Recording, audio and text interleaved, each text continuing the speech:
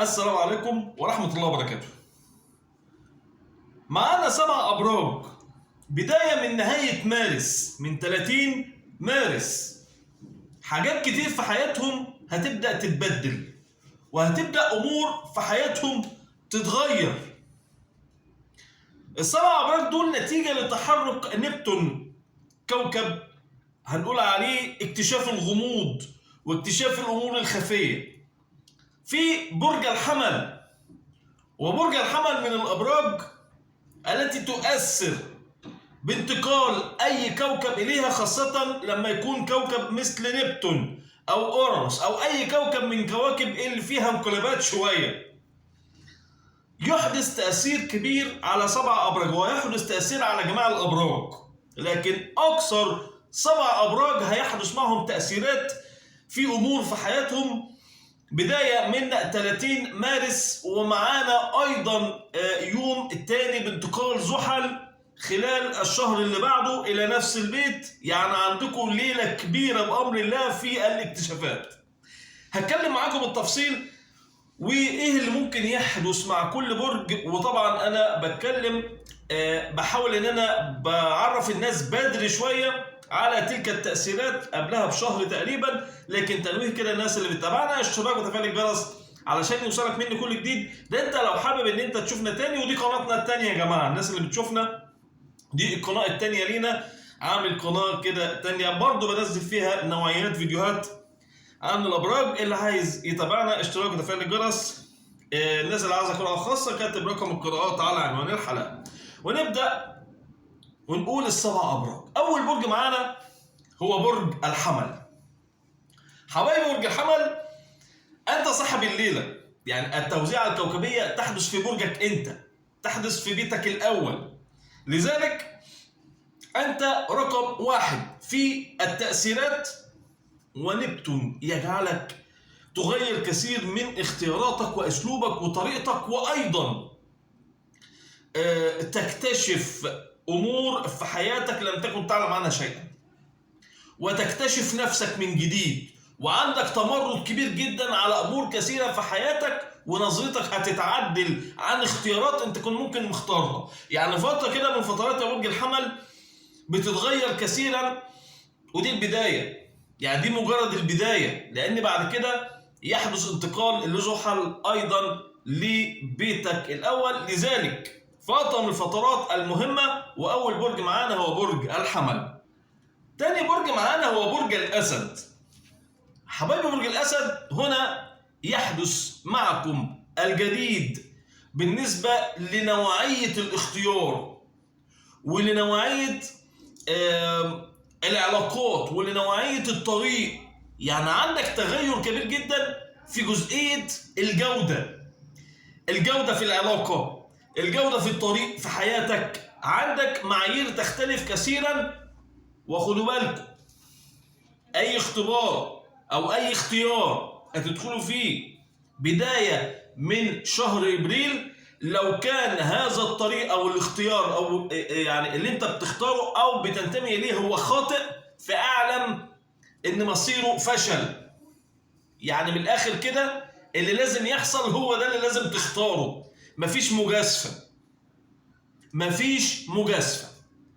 برج الأسد، احذر من اختياراتك وميولك بداية من شهر إبريل، لأنك خلال الفترة المرحلة بتوجهك للطريق المناسب ليك، حتى لو كان ضد رغباتك. لو كانت علاقة ضد رغباتك بس هي العلاقة الأصلح، لازم تفكر بعقلك. فترة مهمة.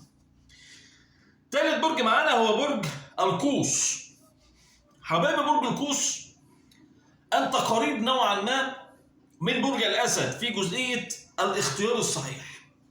لكن المشكلة تكمن لديكم يا برج القوس إنك هتكتشف حاجات مفاجأة بالنسبة للعلاقات، وبالنسبة أيضا أمور تتعلق بالعمل والمال وشراكات العمل والحقوق لك في العمل والمال.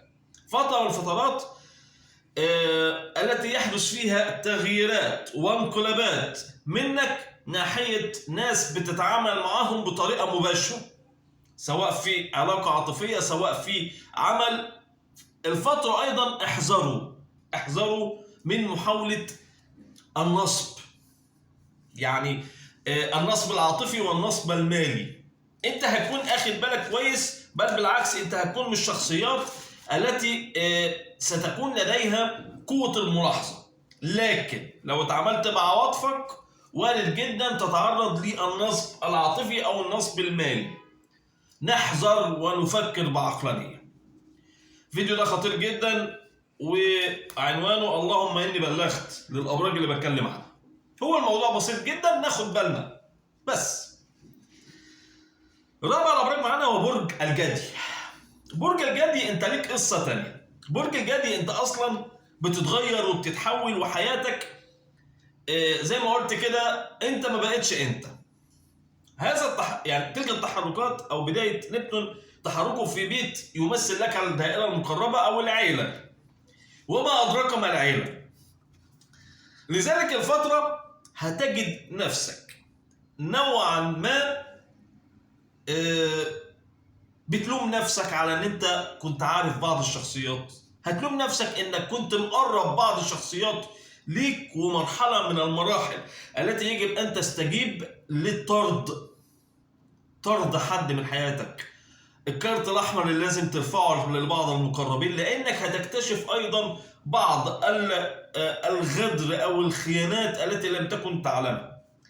العصبية هتزيد معاك شوية، لكن عليك أن تكون أو تتخذ القرارات المناسبة بدون عصبية أو بدون ميول. خلال الفترة الكثيرين منكم يستقل بنفسه كثيرا. خلال الفترة تنعزل عن من هم مقربين كثيرا، وهي مرحلة من المراحل التي تشهد تغييرات بالنسبة لمن هم في الدائرة المقربة بالنسبة لك، خاصة من العيلة. قل للزمان ارجع يا زمان. برج الميزان. خامس برج معانا هو برج الميزان. هنا يطل هذا التحرك في بيت من اقوى البيوت، هو بيتك السابع، الزواج، الزوج والزوجة، بيتك داخل منزلك، حياتك. فترة حساسة جدا جدا تحدث مع برج الميزان، خاصة في اللي بينهم علاقة تتسم بالنزاع والتوتر. فترة لن تكون فيها تستطيع التحكم في مشاعرك، خاصة في المشاعر العاطفية والشركاء اللي معاك، خاصة في مكان العمل. لكن الأكثر هو هيطول داخل منزلك، لديكم تغييرات كبيرة جدا، والكثير منكم لديه تغيير مكان أساسا، يعني منزلك هتغيره. الكثير منكم حتى هيغير المنزل بتاعه. تغييرات كبيرة جدا واستعدوا. أما البرج السادس معانا هو برج الثور. برج الثور أنت من أكثر الأبراج اللي هيحدث معها تنظيف للحياة. برج الثور هذا التحرك يقع في بيتك ال12، وده من أكثر البيوت التي تمثل العقبات والتوترات والتغيرات والانقلابات مع دخول هذا الكوكب، كوكب الغموض أساسا. فلديكم حواديت كثيرة بداية من يوم 30 مارس نتيجة لانتقال هذا النبتون إلى بيتك ال12. هو بيت من أكثر البيوت التي حدثت فيها أمور لم تكن تعلم عنها شيئا، المتغيرات والانقلابات. وأيضا يمثل لكم العلاقات واكتشاف ما هو كان في طي الكتمان، أسباب الخسارة المالية، أسباب كل شيء كان حدث معاك سيء. أما في الأخير فهو برج العذراء. برج العذراء أنت لديكم اكتشافات مريبة وغريبة، وممكن انتوا بادئينها من دلوقتي. برج العذراء هذا التمركز هيقع في بيتك الثامن، بيت الغموض، كوكب الغموض في بيت الغموض. فيلم رعب داخلين عليه. مش بقول حاجه وحشه يعني، انا بتكلم على بالعكس، ده هي فتره من الفترات الرائعه اللي بتشوف فيها نفسك وبتتاكد انك لما تيجي تحب هتحب نفسك انت الاول. فتره بتغربل فيها ناس كتير جدا، فتره هتكتشف فيها حاجات كتير، وهتكتشف انك كنت بتتعامل مع شخصيات من الاساس ما كانش ينفع تتعامل معاها. هتكتشف امور لم تكن تعلم عنها شيئا، وتلك الامور ممكن بقالها سنوات وانت لا تعلم عنها شيئا، خاصه من الدائره المقربه. اكتشاف كل شيء كان صعب في حياتك، ونظرة ونقلة نوعية باختيار جديد لحياتك، وفترة مهمة جدا لحبايبي برج العشرة. حاجة تاني التنويه، الناس اللي بتتابعنا اشتراك وتفعيل الجرس علشان يوصلك مني كل جديد. دي قناتي التانية، اشتركوا فيها. اللي عايز قراءة خاصة بعمل القراءة مكالمة مباشرة زي ما بعلن دايما، رقم القراءات سايبه على عنوان الحلقة. يا رب كده جميع الأبراج بأمر الله تكون بأمن وأمان. السلام عليكم.